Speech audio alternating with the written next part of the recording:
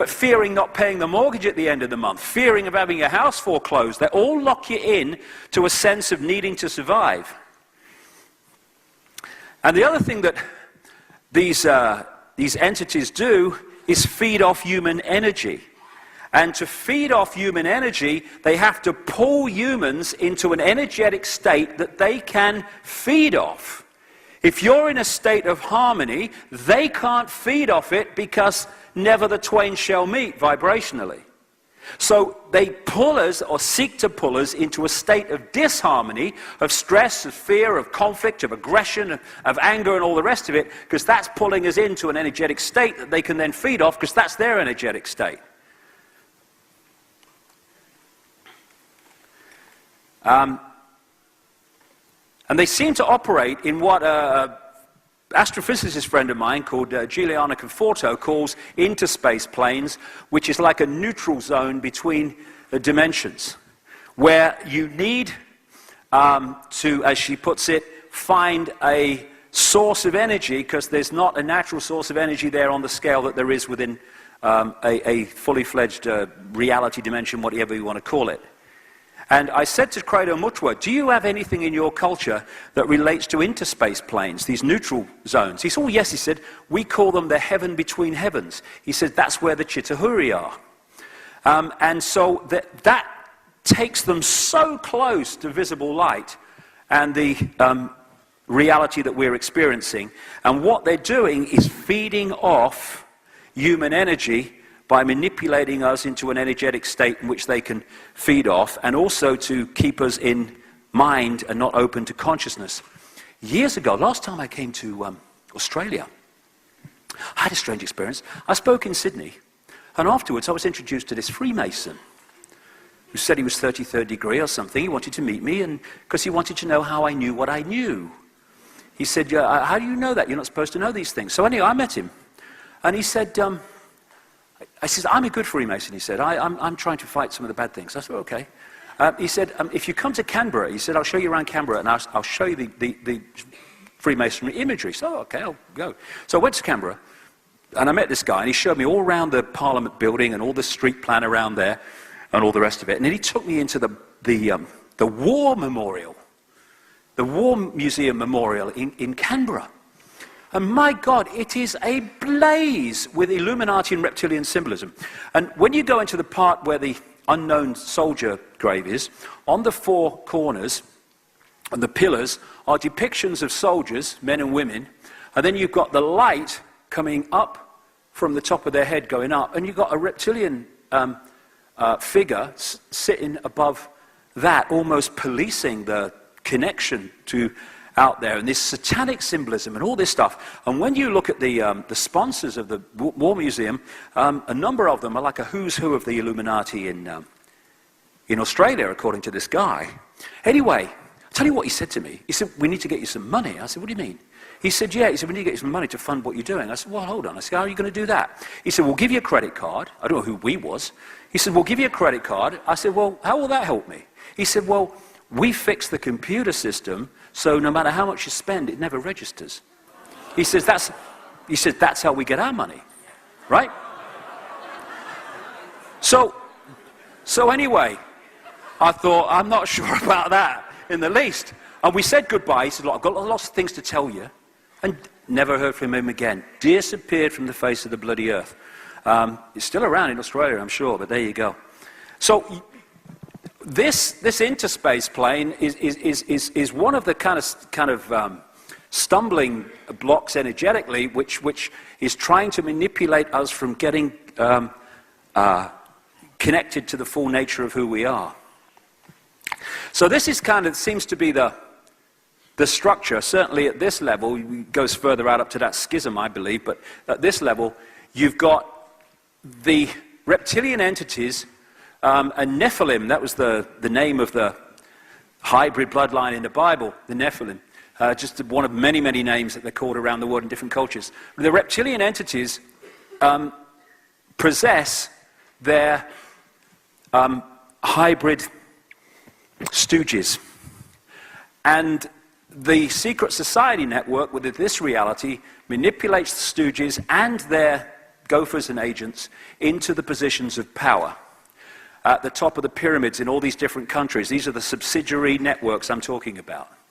They then control all these other things like politics, finance, media, military, religion, and the royal networks, because that locks into them. And then down come the people. And these people at the top, who appear in everyday reality and on the news bulletins, often to be at odds with each other and fighting each other. There's lots of infighting goes on among these people because they're so imbalanced that of course they're going to fight for them, among themselves, but there is a level that knocks heads together when it gets in the way. And so they're manipulating, playing different countries and groups and Islamic and stuff off against each other. And if you notice, the people that declare the wars never bloody fight them. These people go off like silly sods and fight them. And these people, who have nothing against these people, but those people tell them they should, and all the rest of it, and the people fight among themselves, creating great stress, great disharmony, energy to be absorbed, and all the rest of it, because they're manipulated by the tiny few into this stuff. I mean, if George Bush, boy George Bush, had been in Iraq when the first bullet was fired, he'd been under a bed in Houston when the second bugger went off. These people do not fight the wars, they just declare them. We fight the wars, and if we stopped fighting the sodding wars and came together, we made the whole system completely impotent.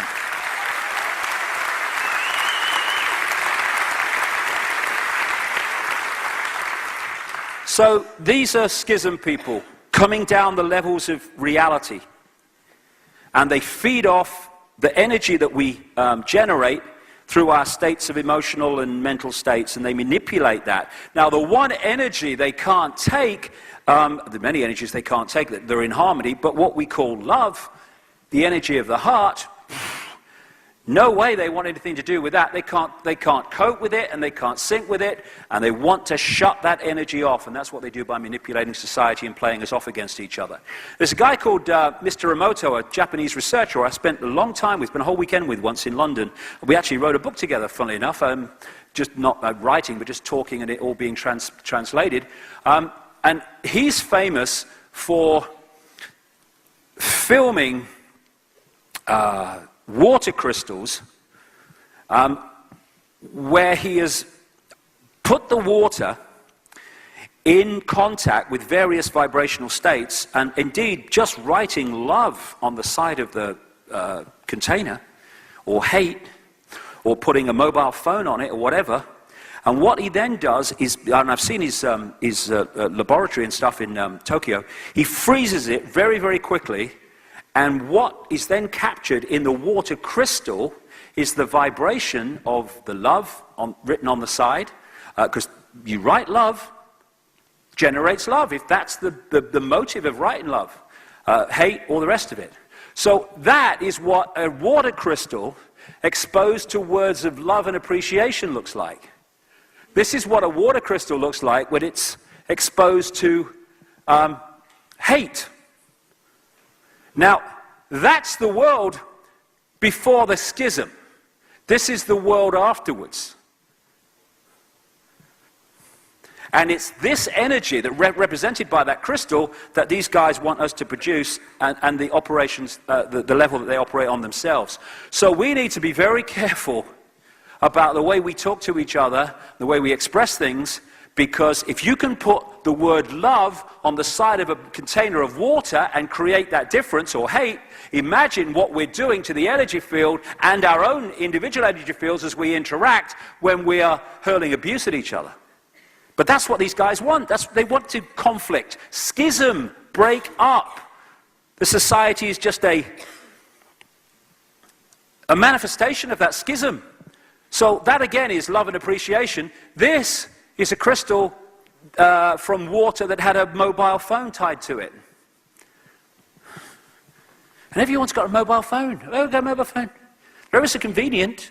Yeah, they burn my brain. It's good. Ever so convenient. You don't have to get anyone to burn your brain for you. It does it automatically. So the idea, and my God, have they succeeded up to this point, is to turn humanity at war with itself. That's the way they do it.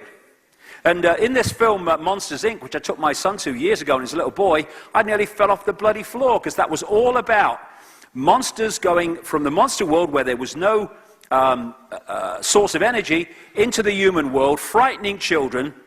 The scream was caught in a kind of tube, and they brought it back to the monster world to be the power system of their world. And fear is the biggest, not just controller of humanity and suppressor of